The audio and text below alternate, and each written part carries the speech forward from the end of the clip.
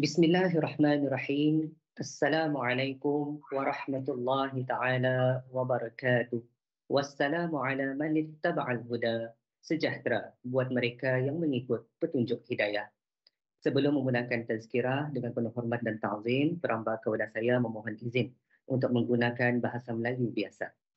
Alhamdulillah Rabbil Alamin. Wassalatu wassalamu ala Rasulil Amin wa ala alihi wa sahbihi ajma'in.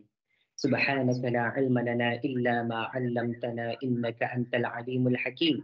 Maha suci Engkau ya Allah, sesungguhnya kami tidak mempunyai ilmu pengetahuan kecuali atas apa yang telah Engkau kurniakan. Sesungguhnya Engkau ya Allah Maha mengetahui lagi Maha bijaksana.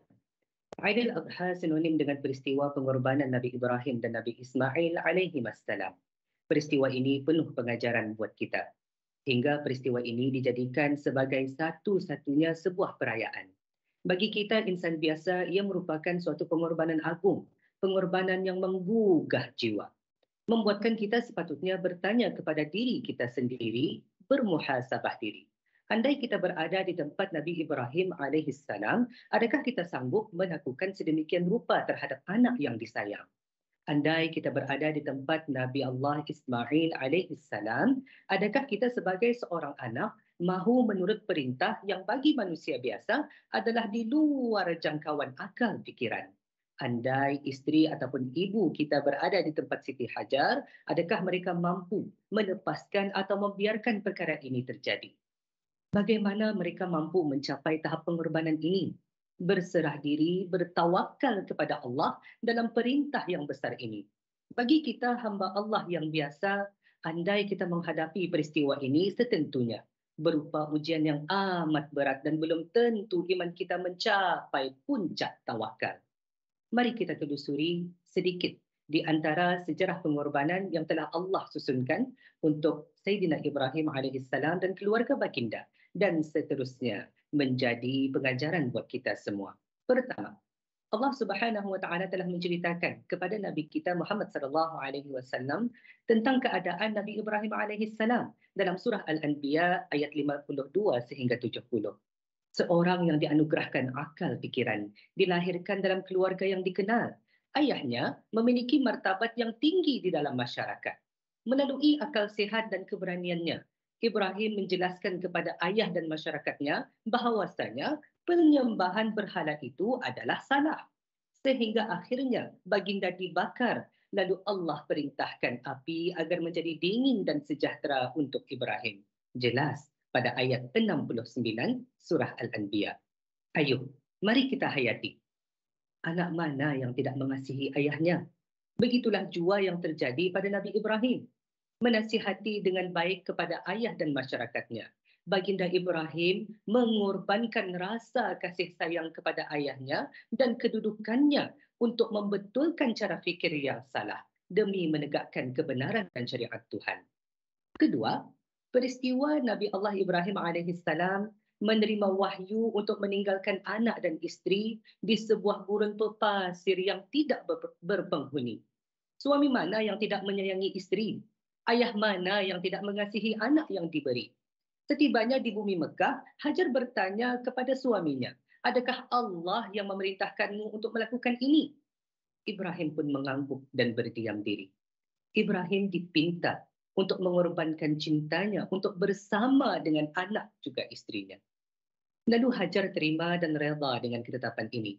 Semenjak itu, Hajar mendidik Ismail berseorang diri dengan petunjuk ilahi. Kini, nama mereka tidak asing lagi. Dari cerita Hajar telah disyariatkan dalam umrah dan haji, sebuah ibadah yang dikenal sebagai sa'i. Ketiga, peristiwa kemuncak rasa penghambaan diri kepada Allah. Bagai ditanai anak dikasihi, yang dipohon dalam doa baginda dalam bersendiri, agar dikurnia zuriat ketika usia sudah disenja hari. Lalu dengan rahmat Allah dikurnia kepadanya Ismail, anak yang penyabar. Itulah yang tercatat dalam ayat 100 sehingga 102 surah As-Saffat. Bila kembali ke pangkuan mereka, sebuah perintah pula diterima agar dikorbankan Ismail anak tersayang. Sekali lagi, Nabi Ibrahim alaihissalam diperintah untuk mengorbankan kasih kepada anaknya. Cerita seterusnya memang sudah kita tahu bagaimana. Ayyuhal a'izza, melalui sejarah ini, Allah mengajarkan kepada kita erti pengorbanan yang sebenar, iaitu adalah untuk menghapus rasa kepemilikan kita terhadap pinjaman Allah di dunia. Ayah Nabi Ibrahim merupakan pinjaman dari Allah. Kemasyhuran yang dimiliki juga pinjaman dari Allah. Hajar, isteri Nabi Ibrahim, juga merupakan pinjaman Allah. Ismail alaihissalam pun juga pinjaman dari Allah. Ayuh, mari kita mengambil pengajaran. Mari kita bermuhasabah diri. Setiap kita adalah Ibrahim. Ayah, Hajar dan Ismail kita mungkin jawatan. Ayah, Hajar dan Ismail kita mungkin harta kurniaan. Ayah, Hajar dan Ismail kita mungkin keluarga yang disayang. Ayah, Hajar dan Ismail kita adalah sesuatu yang kita sayangi dan kita pertahankan di dunia ini. Nabi Ibrahim tidak diperintahkan oleh Allah untuk mengorbankan ayah Hajar dan Ismail. Akan tetapi, baginda hanya diminta oleh Allah agar menghapus rasa kepemilikan terhadap kurnia pemberiannya ini. Melalui tiga sejarah Nabi Ibrahim tadi, lihatlah bagaimana Nabi Ibrahim mendidik keluarganya, berbekalkan takwa dan iman pada kebenaran buat Yang Maha Esa. Kisah Nabi Ibrahim dan keluarga baginda mengajarkan kepada kita erti pengorbanan yang besar, pengorbanan yang jarang kita bincang dan persoalkan, yaitu pengorbanan perasaan dan rasa kepemilikan. Kerana hakikatnya, kita semua adalah milik Allah semata. Maka benarlah sabda junjungan, tidak ada amalan yang dilakukan oleh anak Adam pada hari An-Nahar, iaitu Aidil Adha, yang lebih dicintai oleh Allah selain daripada menumpahkan darah, yakni binatang korban.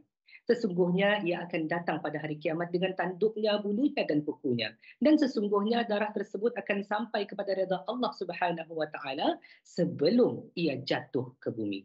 Maka bersihkanlah jiwa kamu, yakni dengan berkorban, hadis yang diriwayatkan oleh Al-Imam At-Tirmizi.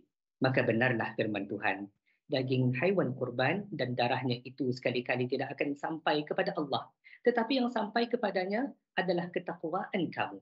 Demikianlah dia menundukkannya untukmu agar kamu mengagungkan Allah atas petunjuk yang dia berikan kepadamu, dan sampaikanlah kabar gembira kepada orang-orang yang berbuat baik. Surah Al-Hajj ayat 37. Sekian. Aqulu qawli hadha. Sampai di situ sahaja perkongsian tazkirah saya. Wa astaghfirullahal azim li wa lakum. Dan saya bermohon keampunan Allah yang Maha Agung buat diri saya sendiri dan habis kita semua. Wabillahi taufiq wal hidayah. Dan bersama Allah jua segala jagaan dan segala petunjuk. Wassalamualaikum warahmatullahi taala wabarakatuh.